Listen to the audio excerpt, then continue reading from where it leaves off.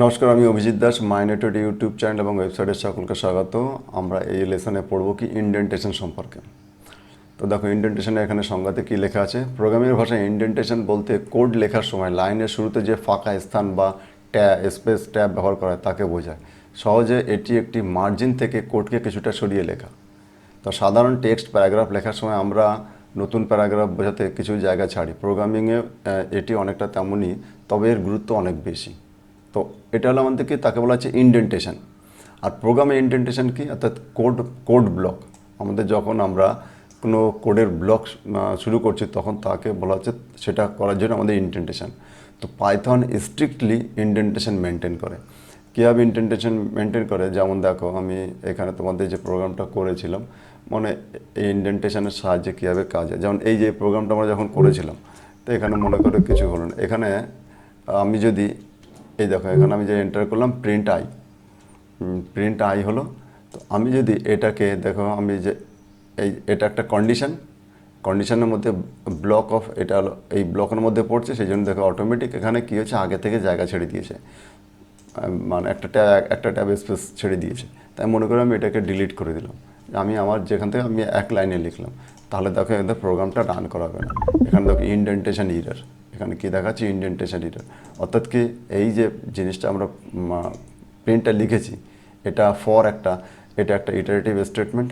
এই স্টেটমেন্ট একটা ব্লকের মধ্যে থাকবে। এর যে কোডগুলো আমরা রান করাবো নিজস্ব ব্লকে রান করাবো। এটা আমাদের প্রিন্ট আপ ব্লকের বাইরে চলে গেল ইনডেন্টেশন না দেওয়ার কারণে। এটা একটা খুবই মারাত্মক রকমের ভুল। পাইথনে আমাদের ইনডেন্টেশন, যদি কোডিং লেখার সময় ইনডেন্টেশন না দেওয়া হয়, তাহলে আমাদের কী হবে, তাহলে আমাদের প্রোগ্রাম ঠিকমতো রান করবে না। তো এখানে আমাদের দেখো এখন যদি এটাকে আমি ট্যাব দিয়ে দিলাম, এখন কন্ট্রোল এন্টার করলাম, দেখো আমাদের এখানে আমাদের প্রোগ্রামটা চললো। তো এইটাই হলো আমাদের ইনডেন্টেশন, এবং এর খুবই গুরুত্বপূর্ণ জিনিস। আমরা এর পরবর্তী যখন কোডগুলো করব, যেখানে ইনডেন্টেশন ব্যবহার করা দরকার, আমাদের অবশ্যই সেখানে ইনডেন্টেশন ব্যবহার করতে হবে। কিন্তু বাকি যেমন C++ তাদের কী করে, তারা এখানে সেকেন্ড ব্র্যাকেট ইউজ করে। পাইথনে সেকেন্ড ব্র্যাকেট ইউজ করে না, সেখানে আমরা কী করে, ইনডেন্টেশন ইউজ করে। তাহলে ইনডেন্টেশন আর এখানে যে কার্লি ব্র্যাকেট, এই ব্র্যাকেটের মধ্যে দুটো পার্থক্য হলো যে পাইথন ইউজ করে ইনডেন্টেশন, আর কার্লি ব্র্যাকেট ইউজ করে C++, জাভা, এই ল্যাঙ্গুয়েজগুলো। তো এখানে ইনডেন্টেশনের নিয়ম কি দেওয়া আছে। সাধারণত একটি ট্যাবে 4টি স্পেস থাকে। এটা তোমাদের মনে রাখবে, এখানে 8 লেখা আছে, এখানে 4টি হবে, বাংলাতে লেখা আছে। তো ইনডেন্টেশন সেটা একটি ব্লকের ভিতরে সব লাইন সম পরিমাণ ইনডেন্টেশন থাকতে পারে। অর্থাৎ আমি যদি এর মধ্যে কোনো ব্লকের মধ্যে যতগুলো লাইন থাকবে, তখন তার সেই ইনডেন্টেশনের লাইনগুলো আমাদের একই জায়গায় থাকবে। ঠিক আছে। ইনডেন্টেশন না দিলে কী হয়, যেমন পাইথনে ইনডেন্টেশন বাধ্যতামূলক, প্রোগ্রামটি রান করবে না। অর্থাৎ কি, প্রোগ্রাম যদি আমাদের, তো সেটা তোমাদের প্র্যাকটিক্যালি দেখিয়ে দিলাম, যদি ইনডেন্টেশন না দেওয়া হয় সেটা সিনট্যাক্স এরর দেখায়। অর্থাৎ কি, গ্রামেটিক্যাল ভুল।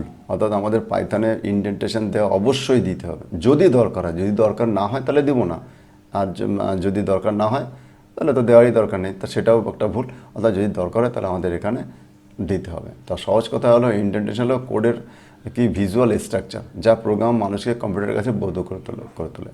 অর্থাৎ এখানে ভিজুয়াল স্ট্রাকচারও দেখতে আমরা সুবিধা হচ্ছে, যে আমরা মনে করে এই যে প্রোগ্রামটা দেখতে পাচ্ছি, তাহলে বলছি এই যে প্রিন্ট আইটা, এটা কিসের মধ্যে, এই ফরের মধ্যে আছে। আমরা একাধিক প্রিন্ট যখন থাকবে, এখানে হয়তো 2 লাইনের কোড, আমরা যখন 200 লাইন 300 লাইনের কোড বা 2000 লাইনের কোড যখন করব, প্রজেক্ট যখন করব, তখন কোন কোড কোন ব্লকের মধ্যে আছে, সেগুলো বোঝানোর জন্য আমাদের এইগুলো দরকার হবে পরবর্তীতে। তো আমাদের এই লেসনে এইটুকুই আছে, এবং এরপরে আমাদের এখানে যে আমরা যতগুলো পড়লাম তার সমস্তগুলো এখানে আমাদের খুবই সংক্ষেপে দেওয়া আছে। এটা তোমরা অবশ্যই মুখস্থ করবে, খাতায় লিখে নিবে। এবার সিকোয়েন্সিয়াল কন্ট্রোল, কন্ডিশনাল সিলেকশন, এগুলো দেওয়া আছে। এখন এই যে লেসনটা তোমাদের কমপ্লিট হলো, এই লেসন কমপ্লিট হওয়ার পরে তোমরা এখান থেকে যাবে, এখান থেকে দেখো এখানে আমাদের কি আছে, এরপরে কুইজ আছে। এই যে পাইথন কুইজ, আমাদের যে লেসনটা আমরা পড়লাম, এই যে ফ্লো কন্ট্রোল, আমাদের 4 নম্বর, এই যে ফ্লো কন্ট্রোল, দেখো 6A হলো ফ্লো কন্ট্রোলের MCQ, true false, column matching, assertive reasoning. তো তোমরা এই লেসনগুলো, এই যে যেটা আছে আমাদের কুইজগুলো আছে, তোমরা অবশ্যই কুইজগুলো কমপ্লিট করবে এখান থেকে। এগুলো দেবে। তো তোমাদের অনেক অনেক ধন্যবাদ।